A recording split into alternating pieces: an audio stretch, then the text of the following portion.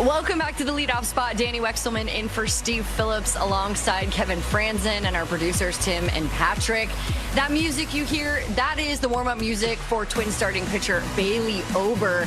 He had a Maddox on Tuesday night against the Miami Marlins, his first career complete game shutout. A huge deal for Bailey Ober, and he joins us here now on the leadoff spot. Bailey, good morning. It's Danny Wexelman and Kevin Franzen. First of all, congrats on the game, dude. A huge accomplishment, and thank you for joining us this morning. Morning, guys. Yeah, appreciate you guys for having me. Thank you. All right, 2 days after the fact, I mean, is 89 pitches? Are you still pretty sore today? Is that the main day of being sore in your flesh? Yeah, not too bad, honestly. But yeah, I mean, usually like the first day or two, I'm just kind of getting through the stiffness after an outing, but didn't really feel any different than any other outing after this past year. So feeling pretty good, and then just trying to get ready for the next one, I guess. What kind of impact has Ryan Jeffers had on you and your season, but specifically the other night? How did he impact your game? Yeah, I mean, Jeff has been huge. I've been throwing to him since 2018, 2019 when we were in minor league. So just being able to have a catcher back there for 7 years, he knows me better than anyone that is probably in the league right now. So just having the trust and the repertoire that me and him have, it makes going over a lineup a little bit easier, for sure. Well, your manager was one of our partners here on the leadoff spot on Loud Outs, and we had him on yesterday, and he was talking about like just watching and having those conversations with Victor Caratini and Ryan Jeffers, trusting them on your stuff, right? When the other day, Tuesday night, he said all you had to do is look at them and say, yeah, okay, you're good. Because they were just going, this stuff is awesome right now. Everything's electric. While he's standing on a step talking to you, what was that conversation like to let you go out for the ninth? Yeah, honestly, there wasn't really much conversation. I went down into the little tunnel outside our clubhouse. I was just kind of waiting in there in between innings, going over what happened the previous inning and then going over the next guys coming up. I had a feeling that I was going to be going back out there just because my pitch count was pretty low. So me and Pete Mackey, our pitching coach, were just game planning going over for the ninth. And it was a quick inning and the bottom of the eighth. So just didn't have a whole lot of time to kind of like regroup that half inning. And as soon as they came out, and I ran back out there, and kind of the crowd was really into it going into it as I was walking out to the mound. So that was a really cool feeling as well. We're catching up with Twins starting pitcher Bailey Ober, a complete game shutout over the Marlins the other night, less than 100 pitches. I'm curious too, because, the point that Franny's making about, being efficient, having command and control, but it's so rare that we see this in the sport right now. Often, managers are going to their bullpens much earlier. How much pride do you take in the fact that you were able to give your teammates handshakes and high fives at the end of the game? Yeah, I think that's one of the coolest things about that, just being able to, have one person throw the entire game, give the bullpen and all those guys down there that have been grinding this whole season an extra day off. That kind of means a lot to me. It sticks out to me, I know, and hopefully for the other guys it does as well. So I feel like that's one of the cooler things as a starter going for the complete game, is just being able to help out his teammates. I mean, your change has been nasty, right? Like, that's been your pitch. You're throwing it a ton this year. 9 swing and misses against the Marlins. What was it, when you look at that, the pitch shape that day, than your last start, right, against the Nationals? It wasn't the same, but what was the difference between the two starts? Yeah, when I look back and kind of compare those two starts, the one thing that sticks out is just the location. I was able to get it to my spot against the Marlins, and pretty consistently. Whereas the Nationals, I was missing with it a little bit and staying up in the zone, and they were able to get some swings on it and put balls in play. Whereas yesterday, or 2 days ago, I felt like I was just able to get it to the bottom of the zone or underneath, and if they were going at it, they were chasing it a little bit and just not having a lot of comfortable swings. Hey, Bailey, we've talked a lot about the American League Central. Obviously, you guys aren't focused on the end game. I know it's a day-to-day process for you, but how much fun is it knowing that every day you guys go out, you have the chance to, you can win this division, you can be atop the division. Like, how motivating is that? Yeah, definitely. I think it keeps a lot of the guys kind of still in it. I mean, in focus. Like, we all want to win, and at the end of the year, like, we want to be the Central champs. So I think a lot of guys are still keeping up with the standings, even if it is early. But the one thing that we can control is just going out there the day that we have a game and going out there and trying to win. We're in a very competitive division as the last 3-4 years. A lot of different winners coming out. With a lot of those teams getting hot towards the end. So I feel like as long as we're kind of in the race towards the end of the year, we know that we could have a chance to, surprise some people and come out on top. Well, a huge part and a huge reason why there is success with you guys always is going to be Byron Buxton, and 2 more homers last night. I mean, a couple of days ago, he was the entire offense in Cleveland, and you look at it, you're going, okay, this guy, he keeps getting better at this age. What else could you say? You've been with him quite a long time. Nothing probably surprised you, but like, what is it like watching him continue to grow with you? Yeah. I mean, every day you get to watch Byron play is a special day. I mean, he's one of the reasons why I think people come to the ballpark. Is just to watch him. He's a special talent, special person, and really good player. I remember my rookie year in 21 when I got called up. He was on a hot streak. I think he was hitting like 400 with 15 homers through 2 months of the season. And I thought this is the best player I've ever seen in my entire life when I came up.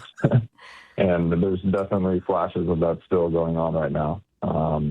In his age 32 season, he's still doing things that you don't see every day on a ballpark, and he's making it look pretty easy too. I know you got a game to get to real quick, Bailey. Your Instagram, some of the cleats, the custom cleats that you have on there. How much fun is that for you? Like, is that something that you love to do, building those cleats and then getting to rock them on the stage? Yeah, it's pretty fun. I had a buddy of mine reach out to me a few years back and asked if I thought it was an idea that I would want to do, and we kind of just ran with it back in 2023, and it kind of blew up a little bit. But it's been a lot of fun working with him and kind of picking out some basketball shoes that normally you wouldn't see out on a baseball field. And the custom cleats company does a great job of kind of making it accessible for you to put spikes on any shoes, really. I mean, I've seen guys wear Vans out on the mound. So stuff that you wouldn't typically see out on a baseball field, get to kind of personalize what you want to wear and kind of style how you want to style. So it is a lot of fun. Awesome. Shout out Michael Lorenzen on the Vans. Do you have a favorite pair? Yeah, exactly. I have a few. I really like the Kobe's just because I feel like they fit the best and fit the best for like what I need to do out on the mound. But I do enjoy wearing some of the Anthony Edwards just mainly because the local star in town, he's kind of contacted me a little bit about them. So it's been pretty cool just to be able to, maybe develop a relationship a little bit there. It's awesome. It's so awesome. The cleats are very cool. If you haven't seen them, go check out Bailey's social media. Hey, we really appreciate you joining us this morning, and congrats on that game. Good luck the rest of the season. Thank you guys so much. I appreciate y'all for having me. Give Shelty a hug for us, all right? Absolutely. Bailey Ober. Yeah, tell him we said hi, please. Big bear hug. Big bear hug for Derek Shelton. Do you think he's watching right now? Oh, yes. I think he's watching in the clubhouse. I'm surprised I didn't get a text from him during the middle of this. Yeah. He's the best. He's I know. He's working. He's busy. Night in his office. Yeah, it was great. It was fantastic. Love seeing that guy. I get to see him coming up in a few weeks. I can't wait. I'm very excited for that. Huge thanks to Bailey Ober. By the way, okay, I'll bring a bottle. I'll get one from you. You'll help me with that? Nope. Yes, you will. Those are personal stash. Yeah. Yes, I'm excited. I will bring him a bottle. Don't worry. I'll bring him a bottle. If you missed our conversation with Brandon Lau earlier, Pirates second baseman, please go back on the SiriusXM app. Just rewind. You can listen to it. Or if right now you missed Bailey Ober, great conversation, and especially about Ryan Jeffers, who's been behind the plate with him and the pitching staff in general over there with the Minnesota Twins, doing a nice job. They'll play Miami today, this afternoon. You can listen here on SiriusXM Home and Away. We got you covered for every single pitch this season. When we come back, it is the dreaded, at least dreaded for me, morning matchup. We'll pick the guy who's going to get the most hits today when we come back.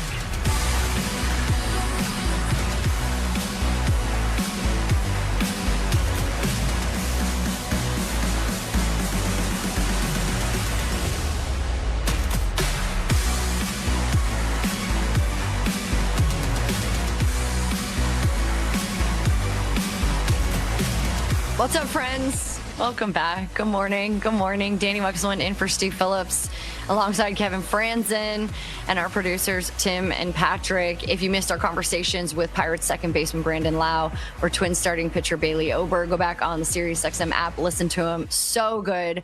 Loved getting a chance to catch up. Bailey Ober, very impressive the other night, a complete game shutout over the Miami Marlins. Bobby Witt Jr., by the way, is joining Power Alley at 12:30 Eastern. Royals shortstop will be a part of the program there with Mike Farron and Jim Duquette. You can hear Power Alley every day, 10 to 1 Eastern on MLB Network Radio. We got the morning matchup. I have dreaded this moment all show long. We've been together all morning, Franny, and I still don't know who I'm going to pick. But good news is I don't start things off. Tim Jones does. Tim Jones, what do you got for us? I'm going to go to Houston. Mike Burrows is pitching for the Astros. I'll take Josh Naylor today, as I think I'm going on like 2 weeks without a win. So let's try to get in the win column here. Okay. Isn't that like, with all due respect, isn't that Eduardo's life right now? Yeah, Eduardo's life is going a month and a half without a win. So yeah, we need to clean that up, Eddie. Dang. Yeah. Apparently his mom was not happy with his performance in the morning matchup lately either. She was telling Eduardo that he needs to take notes from Patrick, right? That was excellent. Xavier's dad told him that he needs to take notes from me about the morning matchup strategy. Eduardo's story was his mom brought it up at Mother's Day brunch, how poorly he's been doing in the morning matchup. That's amazing. Dang. Catching strays from mom. That's tough. That's a tough go. All right. Briefly, the TV side is going to take Jordan Walker, by the way. TV's on Jordan Walker. Oh. Ooh. Also, a reminder that if you're cold, you can always get hot. I went 3 straight weeks without a win, and then I won 7 of 8. So, like... Did you really? Yeah. I went on a heater. So... Did you buy a lottery ticket? No, because I used up all my luck on this game. Because I can't win and keep it 100 anymore on weekend loudouts. They put the rules against us, buddy. Yeah, you know that. See, the rules don't change in this game to rig it against people. It's weird. So I'm going Byron Buxton because TBD on the mound for the Marlins right now. Byron Buxton pretty good against TBD in his career. Also happy with the Minnesota Twins. Thanks for getting Bailey Ober on. So... Byron Buxton. Yes. Thank you to the Twins. Thanks to the Pirates. Okay, Fran, all you, kid. Well, I got a wide variety of guys I can use here. Anybody, last year, Bobby Witt Jr. Only had 1 homer against a lefty. He already has a homer against a lefty this year, hitting over 300. So I think I'm going Bobby Witt Jr. against Anthony Kay tonight. Ooh. Okay. I like it. Once again, Bobby Witt Jr. is going to be on Power Alley. I was doing that for the channel. I know you did, dude. I know you did. So that would mean in a while, not soon, but in a while. I can't do the time change here. I'm going to take. It's 3 hours. Yeah, but like 2.5 hours. It's in 2.5 hours, Fran. It's not 3. It's 2.5 hours. Yeah. Well, I was doing the time change for you. I know. On the West Coast. I know. Hey, I've got Carson Bench. Carson Bench was on a tear yesterday. Great game for him.